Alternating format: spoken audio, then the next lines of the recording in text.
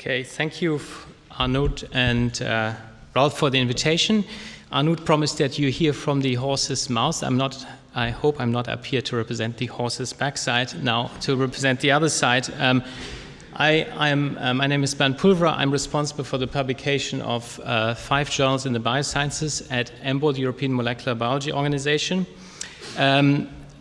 I reassure you that we firmly believe in open access. In fact, we are largely open access, but we're not fully open access. I will try to make the point that we want to go beyond, embrace open access fully under the right conditions, and in fact go significantly beyond open access to something I would call open science.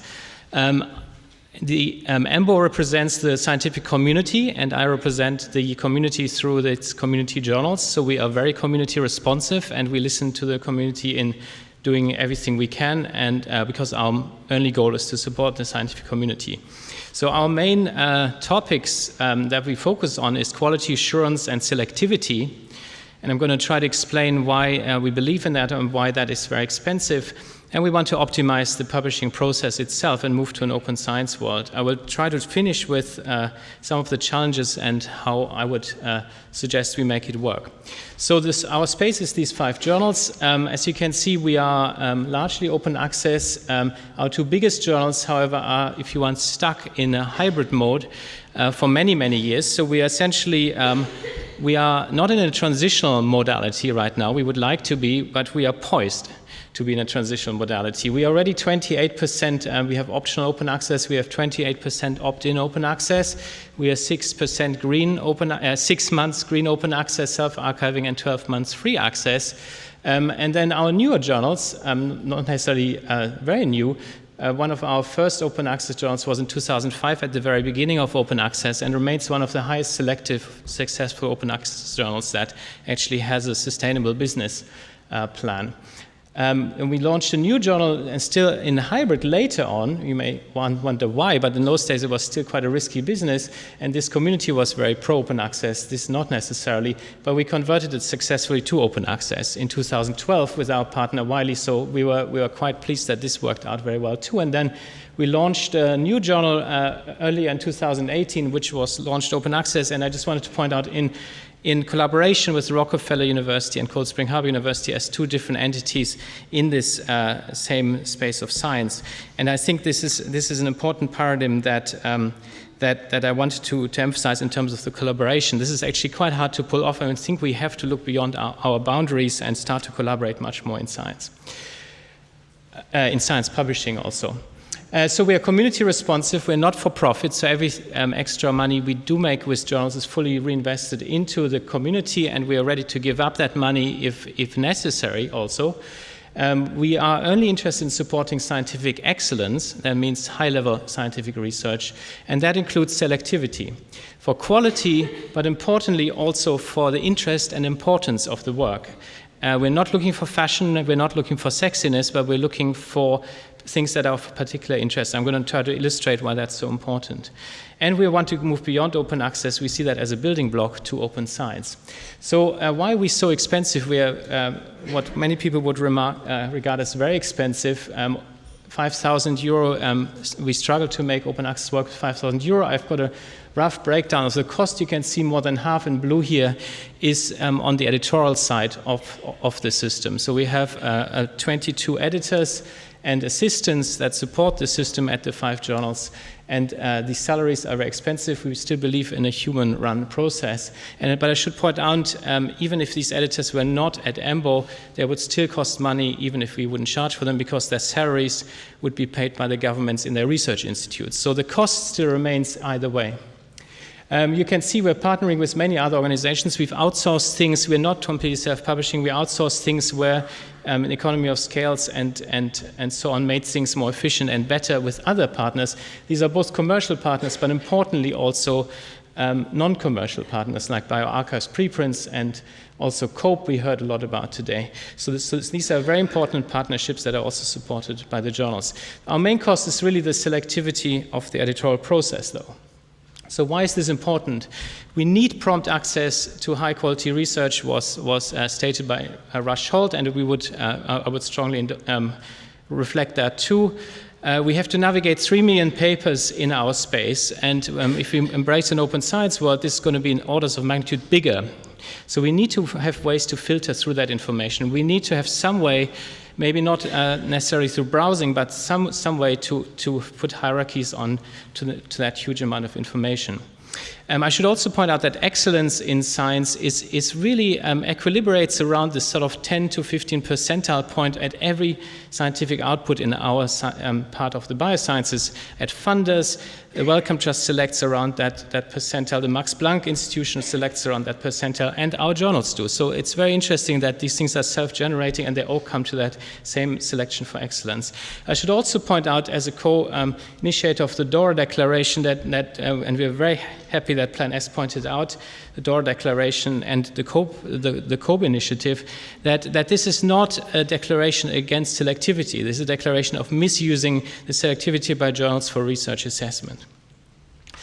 So why is it so expensive? The process is very efficient at EMBO. We have this very strong pre-selection, which only takes 3 days rather than full peer review, which incidentally, on a per paper basis, this assessment takes about 2 hours. Peer review takes in the order of 15 to 25 hours because 3 referees are involved. So we're trying to reduce the time period and the time investment by experts in the field by having the 2-step process where we weed out things that don't have a high chance of publication and engaging peer review with papers that have a really high chance of publication of over 50%. We ensure that almost all papers that are invited for revision end up being published, and I will illustrate how editorial process works. But a key part of it is that the author forms a sort of compact with the editors, and has a very clear understanding of what things have to be addressed in revision and what things do not have to be addressed in revision. To allow publication of the paper. And this works tremendously well. Our revision period is 3 months, which for the life sciences is extremely short and a single round. So one thing we did to change the peer review process already over 10 years ago is to add the referee comments to our published papers, and not only the referee comments, but also the full decision letter, the full author-editor communication process. So everything is out there with the real dates, so there's a full transparency to the process now, which allows us to have 3 orthogonal expert views on every data set, so you don't only see the author's interpretation of their data. It trains referees and gives the referees credit. That's something we still have to work on. But it also adds accountability to the refereeing process. I'm very excited to see that, and there's now an open letter circulating signed by many other publishers that have embraced this process. So we're very excited to see this turning into community standard, at least in the life sciences. But you can develop this further by actually getting the referees to talk to each other in the process too. So we have what we call cross-refereeing, where the referees will comment, referee each other's comments and are in a discussion group with the editors in charge of the paper, and we've extended this 1 step further to involve the authors in that process too. So in any decision that is not black and white, we will also go to the authors and get their opinion, because after all, they're world experts in their own work, and it's very useful to see their perspective on some of the referee points, also with a view on how realistic some of the experimentation is, which in biology can be a difference between 1 month and 2 years of work. So this is equilibrating, levels the playing field and equilibrates the process extremely well, but you can see this is a time overhead and an investment overhead. We have various policies. I'm not going to go into great details, such as avoiding scooping by other papers during the process. This is something that's extremely important, which we extended to preprint posting. So we're encouraging people to share through preprints by saying from the time you post your preprint, you're actually protected. In the physical sciences, this sounds totally outlandish, but in biology, this is a concept that's a really important thing, because science is so fast moving for us. We have preprint and data citation standards and formats.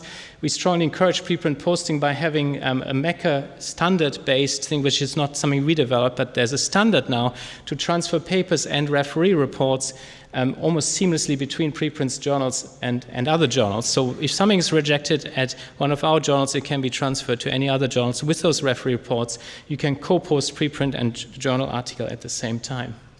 But our real focus is on data. So we really want to reinvent how we publish things completely. At the moment in the biological sciences, people present data essentially as illustrations of the hypothesis they want to basically communicate to the community. Figures are largely illustrative, representative data is shown in a highly condensed form that is largely visually interesting and colorful. You cannot do anything with their work. We want lab books in our papers so people can work with it. So we post source data, which is minimally processed data underlying the figures in our papers on a CC0 license now, almost ubiquitously, and this has allowed us, and this is an EMBO project called Source Data, this has allowed us through human curation, which is increasingly now automated with artificial intelligence systems, to extract entities from that data to make it machine searchable, basically. So you can use Google Dataset search now and go directly into experiments in EMBO journal papers, which we hope will spread through the community and could be tremendously powerful. We're also focusing on the method sections now papers to make them much more granular and executable, so that all the reagents and all the experimental detail is captured, all the huge variables that you have in biological experiments are captured in a way that's machine readable and reproducible by others, which is a huge issue in the biological science. Again, for the physicists, I think this may look rather outlandish, but biology is a very finicky process that's often not very well described.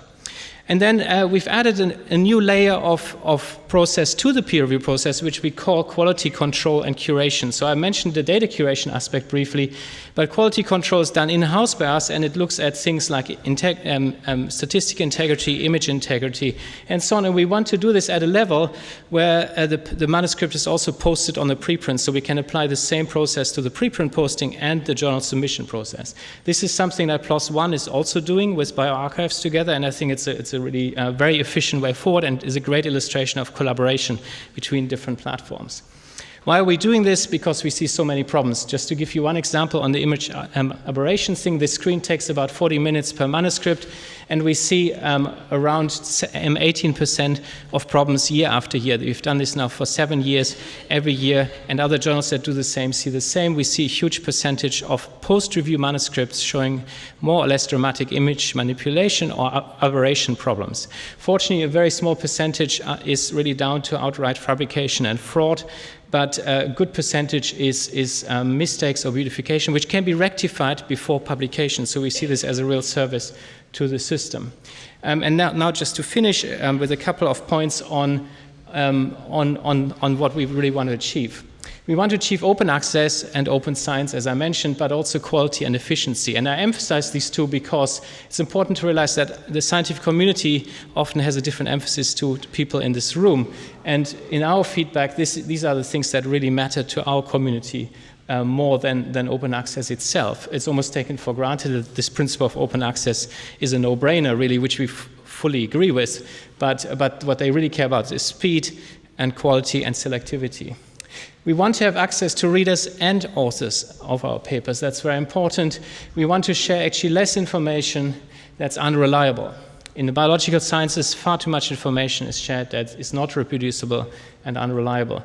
We want less publishing for the sake of research assessment, less papers put together maybe in the future, and rather move to digital media in an open science world.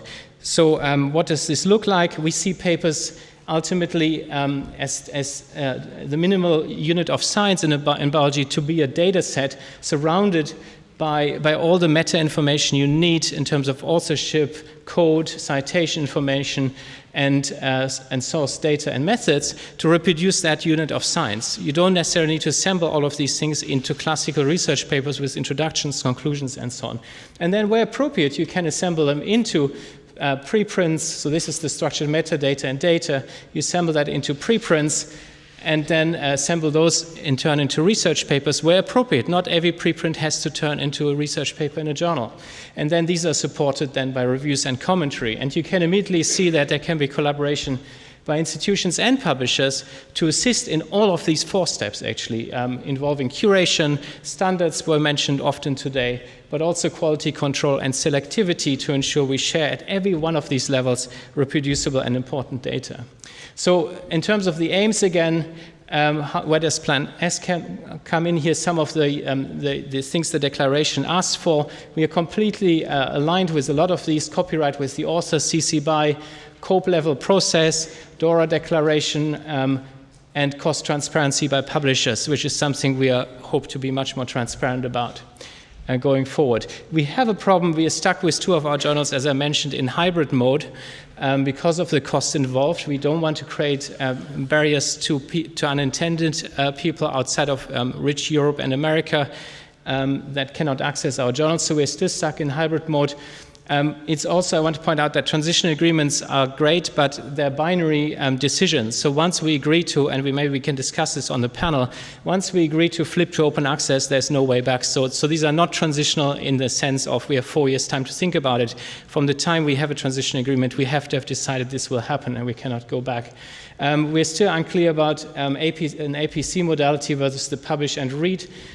Systems themselves, which one is the preferred modality for open access and what the caps will be. We cannot make decisions on transition agreements before we know if the caps are sustainable for us or not. We like APCs because they add transparency, but often they're conflated with research budgets. People pay, instead of for experiments, they pay for the APCs, which we don't think is optimal at all. Published authors bear all the costs of all the submissions. As I mentioned, we only publish about 10% of the submitted papers. That seems to be an unsustainable system. And it doesn't really work for what's called often front-end reviews, commentaries, and journalism in papers. This was also mentioned by Rush Holt about science. So what about the issues? We really think we need to consult with all the stakeholders, and EMBO's just sent out today community consultation, which we feed back into the Plan S consultation in a couple of weeks. We really adamant that we shouldn't replace one barrier to readers at the moment with another barrier to authors by charging fees they cannot afford. We shouldn't undermine quality, selectivity, and open science, because all these things are extra investment and cost. We should consider reviews commentaries in the financial model.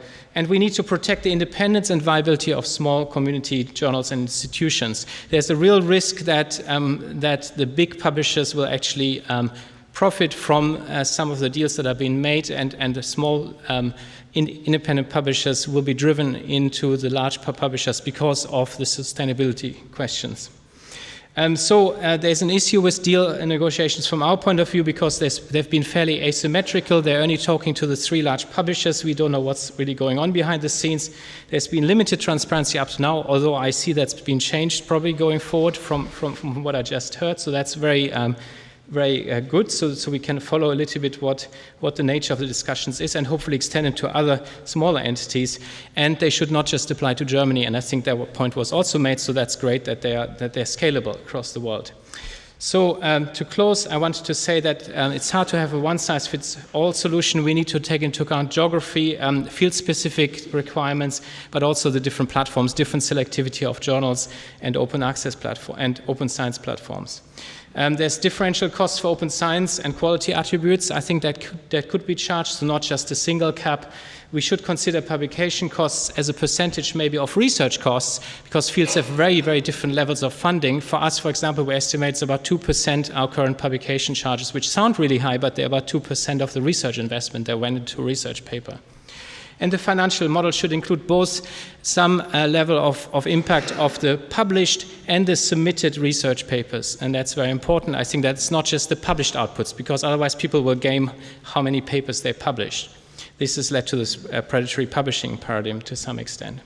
So maybe one solution, and then I'm going to finish, is that we could have several different packages that have several different costs associated. So basically like German Telecom, you have your 1x, 2x, medium, extra large version. And if these are all open science attributes that add value, that demonstrably add value to the scientific process, maybe they can incur certain charges. So I'm going to close there. Thank you.